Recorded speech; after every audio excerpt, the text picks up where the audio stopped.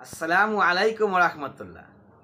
হজম শক্তি কিভাবে হজম শক্তি বৃদ্ধি করা যায়, পেটের গ্যাস কিভাবে দূর করা যায়, কোষ্ঠকাঠিন্য কিভাবে দূর করা যায়, মানসিক প্রশান্তি কিভাবে আনা যায়, এই বিষয় নিয়ে আজকে আমরা আলোচনা করব ইনশাআল্লাহ তাআলা। ছোট্ট একটি খাবার আছে, সেই খাবারটি খাবেন, সেই খাবারটি খেলে আপনার এই সকল সমস্যার সমাধান হয়ে যাবে। থানকুনি পাতা, আমরা সবাই থানকুনি পাতা অবশ্য চিনি না, এটা গ্রাম অঞ্চলে পাওয়া যায়। আপনার থাম্বনেলে যে ছবিটা দেখছেন সেটা হচ্ছে থানকুনি পাতার ছবি। ওটা গ্রাম অঞ্চলে আপনার চাষ করা প্রয়োজন হয় না, এমনিতেই পাওয়া যায়। আপনার দেখা যায় বাড়ির আঙ্গিনার পাশে এবং ক্ষেতের লাইলের পাশে, অনেকে লাইল বলে অনেকে আইল বলে, মানে ক্ষেতের পাশে এগুলো পাওয়া যায়, পুকুরের পাড়ে এগুলা, এই পাতাগুলো রাস্তার পাশে এগুলা হয়। তারপর হচ্ছে আপনার বিভিন্ন ধরনের মাচা থাকে গ্রাম অঞ্চলে, লাউ গাছের মাচা থাকে, তারপর হচ্ছে পুঁই শাক, সিম, এই গাছের যে মাচাগুলো হয় এগুলার নিচে নিচে পাওয়া যায়। মানে এটা একটু নরম সেতে মাটিতে হইতে ভালোবাসে।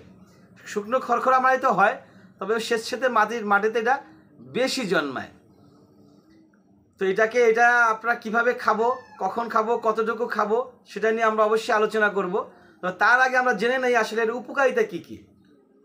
এর উপকারিতা হচ্ছে হজম। আপনার পেটে যদি হজম শক্তির প্রবলেম থাকে তাহলে সেই হজম শক্তির ক্লিয়ার করে দেবে ইনশাআল্লাহ তাআলা থানকুনি পাতা।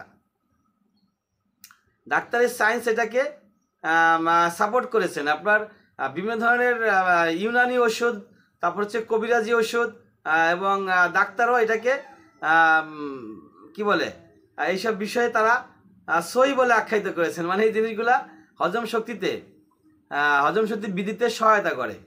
পেটের রোগ নিরাময়, মানে যত ধরনের রোগ আছে পেটের ভিতরে সকল রোগকেই এই থানকুনি পাতা সরিয়ে দিতে সক্ষম।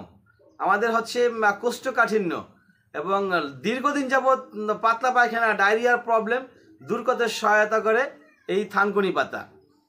স্মৃতিশক্তি বৃদ্ধি করে, মস্তিষ্কের স্মৃতিশক্তি বৃদ্ধিতেও এই থানকুনি পাতার জুড়ি নাই। মানসিক চাপ কমানো, মানসিক চাপ কমবে। আপনার যদি পেট ক্লিয়ার থাকে, ব্রেন ভালো থাকে, অবশ্যই অটোমেটিক মানসিক চাপ কমে যাবে, এটা সহজেই বোঝা যায়। সর্দি কাশি থেকে বাঁচার জন্য আপনি থানকুনি পাতা ইউজ করতে পারেন। এবং হচ্ছে সর্দি কাশি থেকে বাঁচার জন্য আরও একটা জিনিস আছে, সেটা হচ্ছে তুলসী পাতা। তুলসী পাতার মাধ্যমে আপনি সর্দি কাশি থেকে নিরাময় পেতে পারেন। ত্বক ও চুলের যত্নে আপনি থানকুনি পাতা ইউজ করতে পারেন।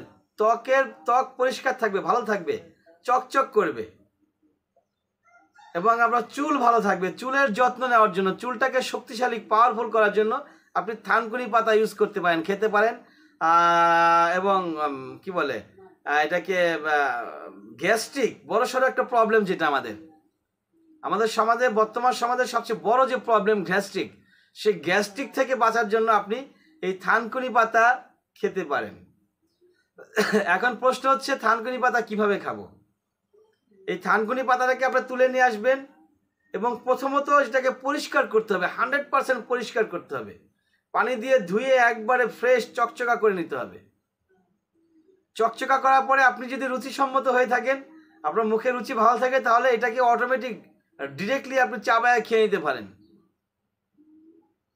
অথবা সেটাকে আপনি ভর্তা করে, একটু হালকা সিদ্ধ করে, কাঁচামরিচ, তারপরে হচ্ছে রসুন টসুন দিয়ে ভর্তা করে একটু সুস্বাদু বানিয়ে নিলেন। বানিয়ে নিয়ে আপনি ভাতের সাথে খেতে পারেন। অথবা সেটাকে ব্লেন্ডার করে, থানকুনি পাতা ব্লেন্ডার করে শরবত হিসেবেও আপনি খেতে পারেন। অর্থাৎ আপনি যেভাবে কমফোর্ট মনে করেন, ওটা যেভাবে খেলে আপনার কাছে ভালো লাগবে, আপনি সেভাবে খেতে পারেন। তবে ভর্তা করে খেলে অনেকেই ভর্তা বানায়, ভর্তা বানিয়ে হচ্ছে বিভিন্ন পিঠা টিঠা দিয়ে খায়, গরম ভাত দিয়েও খায়। আপনি যেভাবে ইচ্ছা খেতে পারেন। মোট কথা আপনাকে টাটকা ফ্রেশ থানকুনি পাতা খেতে হবে। সেটা যেভাবে ইচ্ছা, আপনার রুচিতে যেভাবে ভালো মনে হবে আপনি সেভাবে খাবেন। ইনশাআল্লাহ তাআলা আপনাকে সারিয়ে ওঠার দায়িত্ব কার? মহান রব্বুল আলামিনের। শুধু বিশ্বাস রাখতে হবে, ইয়াকিন করতে হবে আল্লাহর উপরে।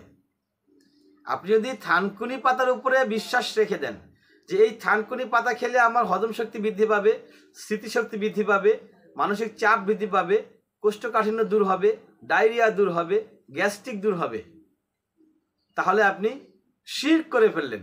বলতে হবে এই থানকুনি পাতার উসিলায় মহান রব্বুল আলামিন আমাকে সমস্ত রোগ থেকে রক্ষা করবে, সমস্ত বালা মুসিবত থেকে মহান রব্বুল আলামিন আমাকে রক্ষা করবেন। তাহলে আপনি শিরক মুক্ত সম্পূর্ণ সুস্থ সঠিক জীবনযাপন করতে পারবেন। ওয়া আখির দাওয়ানা আলহামদুলিল্লাহি রাব্বিল আলামিন।